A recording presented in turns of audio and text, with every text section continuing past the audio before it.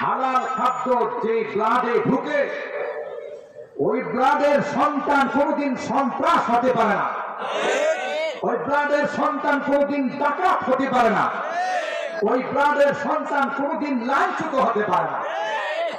আপনার সন্তানকে যদি আপনি আল্লাহ ওয়ালা বানাইতে চান, কম খাবেন, অল্প খাবেন, কিন্তু হালাল। লা ইয়াদখুলুল জান্নাতা জাসাদুন গুযিয়া বিল হারাম। পয়গম্বর কাল যে বডির মধ্যে হারাম ঢুকবে ওই বডি কোনদিন আল্লাহর জান্নাতে যাবে না। নাউযুবিল্লাহ।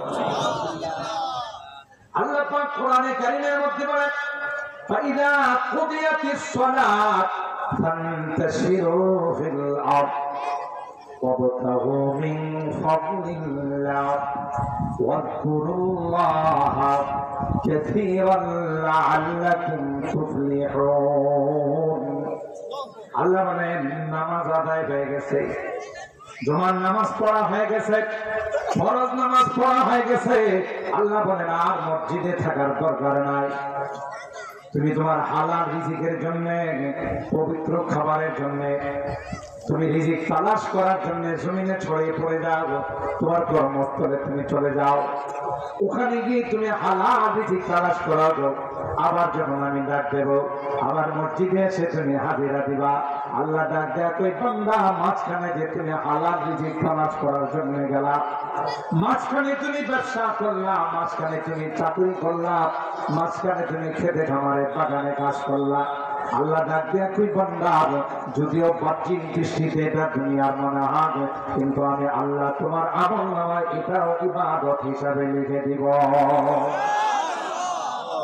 এটা ইবাদত, কারণ তুমি হালাল পন্থা, হালাল ভাবে তুমি উপার্জন করো। আত-তাজিরু সাদুক মা'আন নাবিয়িনা ওয়াস-সিদ্দীকিন ওয়াশ-শুহাদা'i ওয়াস-সালিহিন। আরেক জায়গায় আল্লাহর পয়গম্বর বলেন, যে ব্যক্তি সত্য কথা বলে ব্যবসা করবে,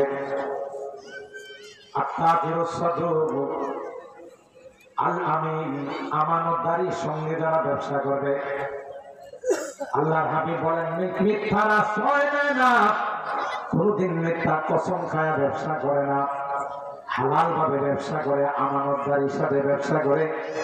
ওই ব্যবসায়ী সম্পর্কে পয়গম্বর বলেন, কিয়ামতের ময়দানে তার হাসর হবে আল্লাহ নবীদের সঙ্গে,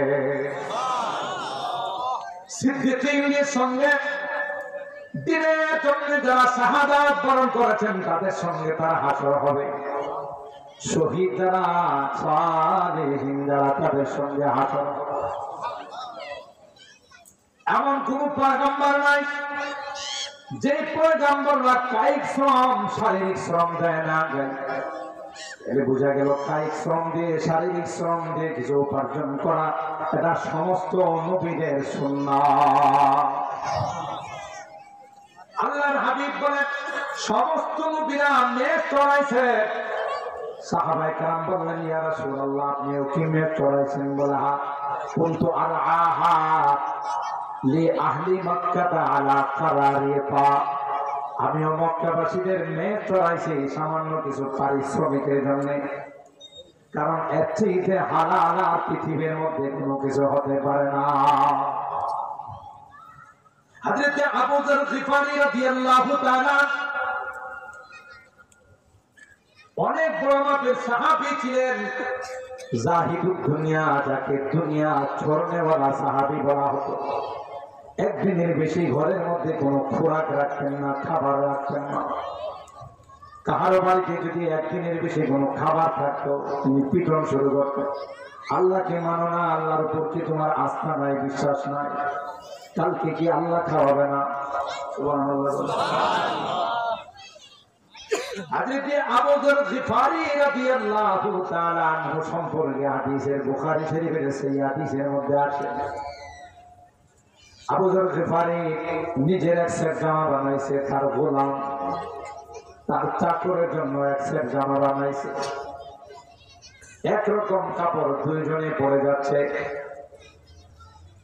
একজন তাবী বললেন, আবু যর, গোলামকে তো আরেকটু নিম্নমানের কাপড় দিলে চলতো, তুমি যে দামি কাপড় দিয়া সেট বানাইলা এটা কেন দিনা? তোমার জন্য দুইটা সেট হয়ে যাইত। হযরত আবু যর গিফারি রাদিয়াল্লাহু তাআলা আনহু, বুখারী শরীফের হাদিসের মধ্যে আছে, আবু যর গিফারি কাহিনী আছে, ঘটনা আছে। একবার আমার গোলামের সঙ্গে কথা কাটাকাটির এক পর্যায়ে আমি বলছিলাম, আপনার সওদা, ওর মাকে তুলে একটু গালি দিয়েছিলাম, মা ছিল একটু কালো, আমি শুধু এতটুকু বলেছিলাম যে হে কালো বেটির সন্তান। কি বললাম? কথা কাটাকাটির এক পর্যায়ে আমি বলেছিলাম, আপনার সওদা, এক কালো বেটির সন্তান। গোলামে গিয়া নবীর কাছে বিচার দিছে, ইয়া রাসূলুল্লাহ, আপনার সাহাবী আবু যর গিফারি আমার মা তুলে আমাকে গালি দিয়েছে। আল্লাহ নবী আমাকে ডাক দেখায়, আবু যর, এই কথা তুমি বলছো নাকি? জি। ইন্নাকা মুরউন ফিকা জাহিলিয়াতুন। আল্লাহ নবী ডাক দেখায়, আবু যর, ইসলাম গ্রহণ করছো, এখনো জাহিলিয়তের বদ অভ্যাস গুলো যায় নাই। আল্লাহু আকবার। হে মালিকেরা, ভালো করে শুনে রাখো, আল্লাহর হাবিব বলেন, তিন শ্রেণীর মানুষ দোয়া করতে দেরি হয়, ওই দোয়া আল্লাহর আরশ পর্যন্ত যাইতে দেরি হয় না। বদদোয়া করলো সেটাও আল্লাহর আরশ পর্যন্ত চলে যাবে। এক নাম্বার হলো মা বাবা। মা বাবা যদি দোয়া করে রে সন্তান, এই দোয়া করতে দেরি হয়, আল্লাহর আরশ পর্যন্ত যাইতে দেরি হয়। বদদোয়া করলেও তাই। বুখারী শরীফের মধ্যে দুইটা ঘটনায় আছে, আমি সেদিকে যাব না। দুই নাম্বার, দাওয়াতুল মাজলুম। নিপীড়িত নির্যাতিত ব্যক্তি যদি আল্লাহর কাছে বদদোয়া করে, আল্লাহর কসম রে, ওই বদদোয়া করতে দেরি হয়, আল্লাহর আরশ পর্যন্ত যাইতে দেরি হয় না। बहुत तालिब खुदा मिलता शिकस्ता दिल नहीं मिलता, बहुत तालिब खुदा मिलता शिकस्ता दिल नहीं मिलता, शिकस्ता दिल जैसे हासिल हकीकत में वही कामिल।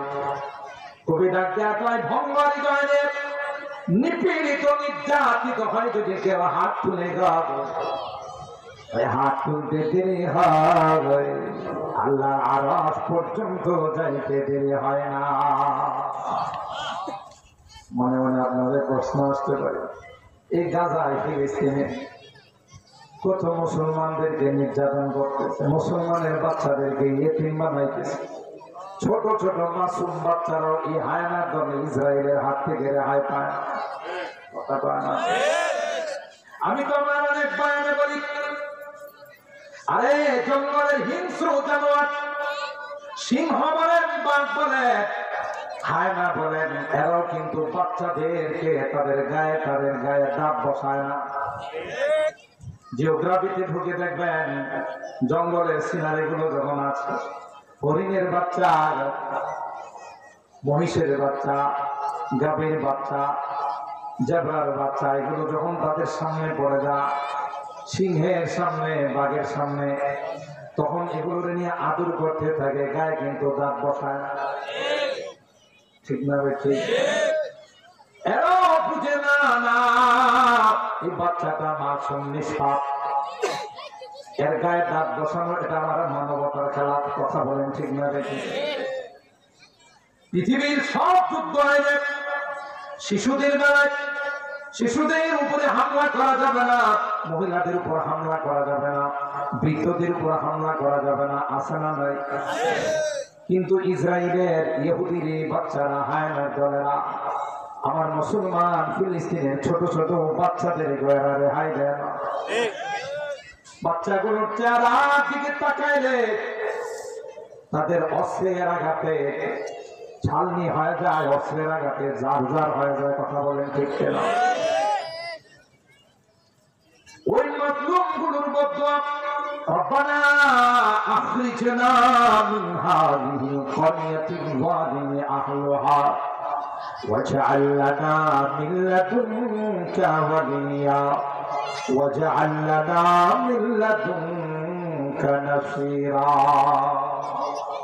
এরা মাজলুমেরা নির্যাতিত নিপীড়িত এদের দোয়া আল্লাহর আরশ পর্যন্ত যাচ্ছে ও ভাই আল্লাহ তো বড় ধৈর্যশীল সাথে সাথে অ্যাকশনে যায় না কথা কয় না সাথে সাথে আল্লাহ অ্যাকশনে যায় না খুদ ফেরাউন নিজে রব দাবি করছে আল্লাহ দাবি করছে তারপরে লং টাইমটাকে আল্লাহ সুযোগ দিছে ঠিক না বেঠি সুতরাং দোয়া বদদোয়া কবুল সন্দেহ নাই কিন্তু আল্লাহ তাআলা যখন অ্যাকশন নেবেন হয়তো বা আমরা তখন থাকবো না তখন আমরা থাকবো না কিন্তু আল্লাহ কোরআনে বলেন আমি যখন ধরি আর কাউকে ছাড়ি না